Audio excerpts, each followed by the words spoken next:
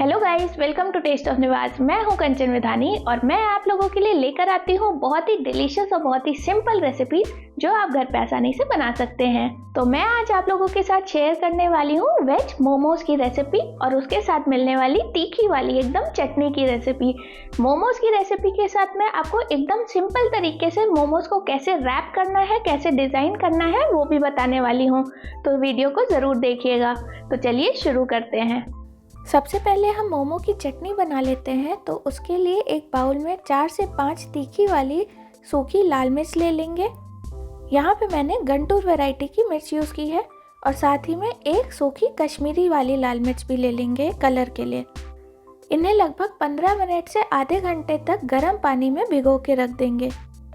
अब 2 से 3 टमाटर ले लेंगे और उनके ऊपर हल्का हल्का चाकू से स्लिट लगा लेंगे, जैसे कि मैं यहाँ पे कर रही हूँ। अब एक बर्तन में थोड़ा पानी गर्म करने रखेंगे और उसमें ये स्लिट किए हुए टमाटर डाल देंगे और ढक्कन से ढक देंगे। इन्हें 2 से 3 मिनट के लिए मीडियम टू हाई हीट पे बॉईल होने देंगे। 2-3 मिनट के बाद ढक्कन खोलेंगे और गैस को बंद कर देंगे। टमाटर से अपने आप ही उसकी स्किन अलग होने लगी होगी। अब टमाटरों को एक प्लेट में निकाल लेंगे और थोड़ा सा ठंडा होने देंगे और उसके ऊपर से उसका छिलका हटा देंगे और हल्का ठंडा होने के बाद ऊपर से टॉप को काट के अलग कर देंगे। अब एक ब्लेंडर जार में छिले हुए टमाटर डालेंगे, 10 से 12 लहसुन की कलियां डालेंगे, एक छोटा टुकड़ा अदरक का डालेंगे, 8 से 10 धनिया की डंठल डालेंगे, 1/4 टीस्पून या टेस्ट के हिसाब से नमक डालेंगे, हाफ टी स्पून कश्मीरी लाल मिर्च पाउडर डालेंगे और जो हमने सोक की हुई लाल मिर्चें थी वो भी डाल देंगे। मैं यहाँ पे डालना भूल गई हूँ तो मैं बाद में डाल दूँगी। और सभी चीज़ों को अच्छी तरीके से ब्लेंड करके उसकी एक फाइन चटनी बना देंगे। अब एक पैन में हाफ टी स्पून तेल गरम करने रखेंगे। जैसे ही तेल गरम हो जाएगा तो इसमें जो अभी हमने टमाटर की चटनी पीसी है वो डाल देंगे। जैसे कि मैं पहले लाल मिर्च पीसना भूल गई थी तो मैंने अब इसमें लाल मिर्च पीस के भी उसका भी पेस्ट साथ ही में डाल दिया है। आप टमाटर के साथ ही लाल मिर्च भी पीस लें। अब हम इस चटनी को 3 से 4 मिनट के लिए मीडियम हीट पे अच्छे से पका लेंगे। चटनी को पकाते समय हमें बीच बीच में चलाते रहना है और हमें उतनी कंसिस्टेंसी तक ले आना है जितनी हमें चटनी की चाहिए हो, जैसे कि मेरी यहाँ पे हो गई है।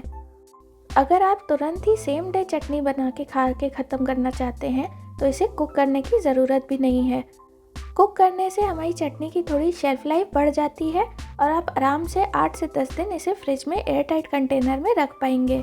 अब इसमें लास्ट में लगभग 1/4 टीस्पून चीनी डालेंगे, जिससे कि टेस्ट भी बैलेंस होगा और टमाटर की एसिडिटी भी थोड़ी कम हो जाएगी। और साथ में ही 1/4 टीस्पून वाइट विनेगर या सिरका भी डाल देंगे और अच्छी तरह मिला लेंगे।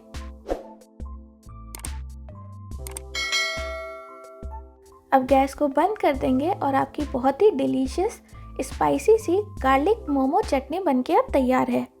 अब इस चटनी को एक बाउल में ट्रांसफ़र करके अच्छे से ठंडा होने देंगे और ठंडा होने के बाद आप एयर टाइट कंटेनर में स्टोर कर सकते हैं। अब चलिए मोमो बनाने के लिए मोमो का आटा लगा लेते हैं। मोमो का आटा लगाने के लिए मैं स्टैंड मिक्सर का यूज़ कर रही हूँ डो हुक के साथ। आप चाहें तो हाथ से भी आटा गूंद सकते हैं। मोमो का डो लगाने के लिए मैंने 1 कप मैदा लिया है, जिसमें 1/4 टीस्पून या टेस्ट के हिसाब से थोड़ा नमक डाल दिया है और अच्छे से मिला लिया है। अब हमें इसका एकदम सॉफ्ट सा रोटी जैसा आटा लगा लेना है पानी का यूज़ करके। हम थोड़ा थोड़ा करके पानी डालेंगे। मुझे यहाँ पे लगभग आधे कप से थोड़ा सा कम ही पानी यूज़ हुआ है। अगर तो आप हाथ से आटा गूंद रहे हैं तो हमें आराम से इसे 5 मिनट के लिए खींच खींच के अच्छी तरीके से गूंदना है, जिससे कि हमारे आटे में स्ट्रेंथ और ग्लूटेन डेवलप होगा। ग्लूटेन डेवलपमेंट इसलिए ज़रूरी है क्योंकि जब हम बाद में इसे रोल करेंगे, बेलेंगे, तो वो आसानी से बिल जाएगा और खिंच खिंच के वापस नहीं आने लगेगा। आप देख सकते हैं हमारा आटा एकदम सॉफ्ट और स्मूथ गूंदा है। इसकी हम एक स्मूथ सी डो बॉल बना लेंगे। आप देख सकते हैं मैंने आधा कप पानी लिया था, उसमें से भी 2 बड़े चम्मच लगभग पानी बच ही गया है। अब हमें इस मोमो के डो को कम से कम 30 मिनट के लिए ढक के रेस्ट होने देना है। तब तक चलिए हम मोमो की फिलिंग बना लेते हैं। मोमो के लिए मैंने यहाँ पे एकदम बारीक सब्जियों को चॉप कर लिया है। अगर आप चाहें तो कोई स्ट्रिंग या इलेक्ट्रिक चॉपर का भी यूज़ कर सकते हैं, लेकिन सारी सब्जियाँ एकदम बारीक चॉप होनी चाहिए। अब एक बड़े बाउल में हम एकदम बारीक चॉप की हुई लगभग 250 ग्राम पत्ता गोभी ले लेंगे, 2 मीडियम साइज की बारीक चॉप की हुई प्याज ले लेंगे और एक बारीक चॉप की हुई गाजर ले लेंगे। अब इसमें 1 टीस्पून नमक डाल के सभी चीज़ों को अच्छी तरह से मिक्स कर लेंगे। अब हमें इन सब्जियों को कम से कम 10 मिनट के लिए ऐसे ही छोड़ देना है। नमक डालने से हमारी सब्जियां पानी रिलीज़ करेंगी और अपना मॉइस्चर छोड़ देंगी। 10 मिनट के बाद हम एक छन्नी में कॉटन का या मसलिन का कपड़ा रख लेंगे और उसके ऊपर सारी वेजीज डाल देंगे। अब हमें इन सब्जियों को अच्छे से निचोड़ के इसका सारा पानी निकाल लेना है, जैसे कि मैं यहाँ पे कर रही हूँ। ये करना बहुत ही इम्पॉर्टेंट है, वरना हमारी मोमो की फिलिंग एकदम सॉगी हो जाएगी और मोमो बिल्कुल भी बनेगा नहीं और वो एकदम से टूट जाएगा। जब ये सब्जियों का पानी अच्छे से निकल जाएगा तो आप इसे किसी और चीज़ में यूज़ कर सकते हैं, या तो अगर आपने मोमो का डो ना लगाया हो तो आप इसी पानी से भी मोमो का आटा लगा सकते हैं। इसमें काफ़ी सारे न्यूट्रिएंट्स होते हैं। अब एक बड़े बाउल में एकदम सूखी हुई ड्राई सब्जियों को ट्रांसफ़र कर देंगे और उसमें कुछ और इंग्रेडिएंट डालेंगे, जैसे कि 1 बारीक चॉप की हुई अदरक, 2 बारीक चॉप की हुई हरी मिर्चें, 6 से 7 बारीक चॉप की हुई लहसुन की कलियां, 2 बड़े चम्मच बारीक चॉप की हुई धनिया और 1 बड़ा चम्मच भर के तेल डालेंगे। अब इसको सीजन करने के लिए हाफ टी स्पून नमक या टेस्ट के हिसाब से नमक, 1/4 टीस्पून काली मिर्च पाउडर और half tea spoon dark soya sauce डालेंगे और सभी चीज़ों को अच्छे से मिला लेंगे। इस स्टेज पे अगर आप चाहें तो 1/8 टीस्पून MSG भी डाल सकते हैं या अजीनोमोटो जिसे कहते हैं।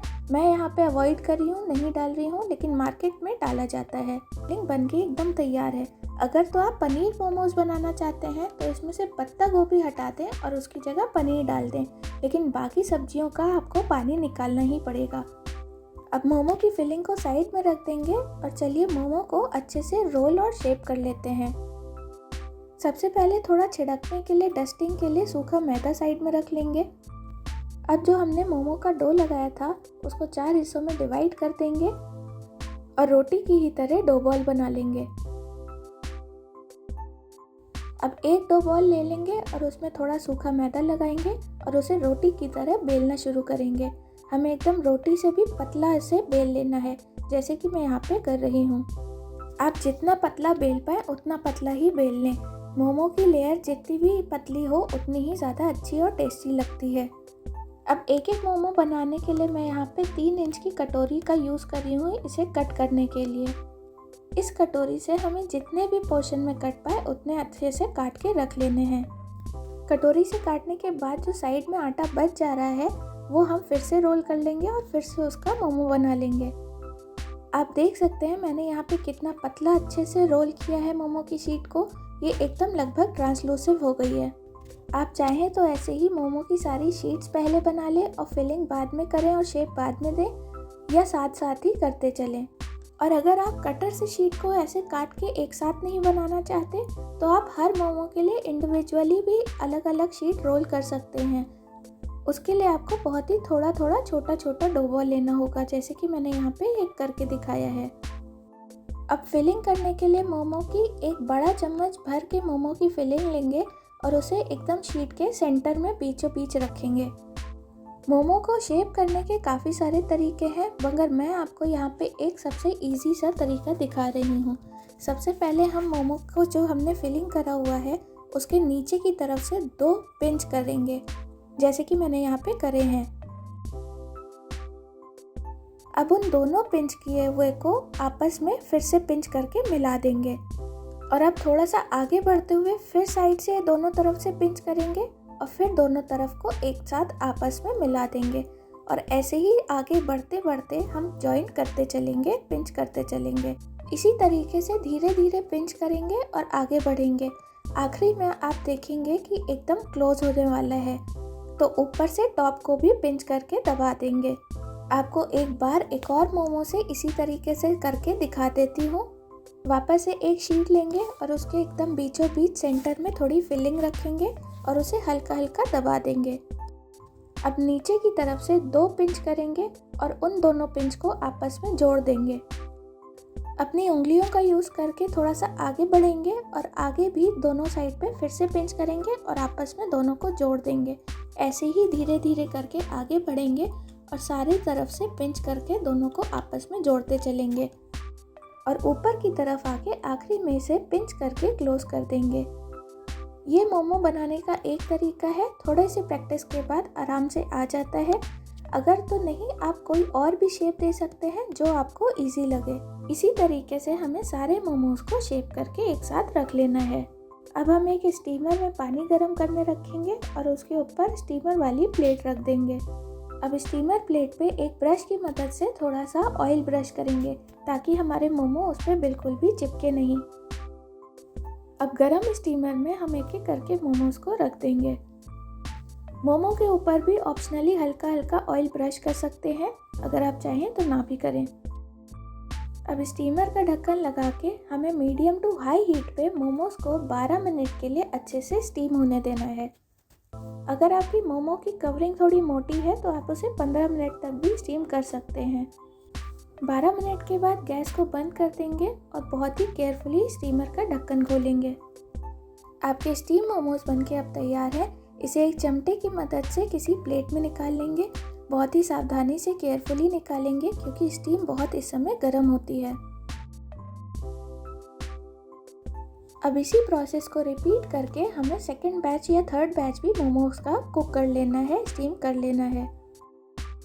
आपके बहुत ही डिलीशियस वेज स्टीम मोमोज बनके अब तैयार हैं। इन्हें गर्मा गर्म एकदम स्पाइसी और टैंगी टमेटो गार्लिक चटनी के साथ सर्व करें। ये खाने में बहुत ही बढ़िया लगते हैं। हमारे वेज मोमोज बनके अब तैयार है। आप देख सकते हैं ये कितने डिलीशियस लग रहे हैं और ये बहुत ही जूसी और टेस्टी भी बने हैं, तो एक बार ट्राई ज़रूर करिएगा। अगर आप इसको इस तरीके से ही रैप करेंगे तो ये तो बहुत ही इजी तरीका है। अगर आप चाहें तो किसी और तरीके से भी रैप कर सकते हैं। ये खाने में बहुत ही डिलीशियस बनते हैं, तो एक बार ट्राई ज़रूर करिएगा घर पे। हमें इस बात का ध्यान रखना है कि हमें मोमोज की फिलिंग बहुत ही अच्छे से करनी है। अगर फिलिंग कम होगी तो खाने में मोमोज में बिल्कुल भी मज़ा नहीं आएगा। I hope you like this video. Video अच्छी लगी हो तो वीडियो को लाइक, शेयर और कमेंट ज़रूर करें और टेस्ट ऑफ निवास को सब्सक्राइब करना ना भूलें और कमेंट में लिख के ज़रूर बताएं कि मेरी रेसिपीज़ आपको कैसी लगती हैं। Thank you for watching. Bye.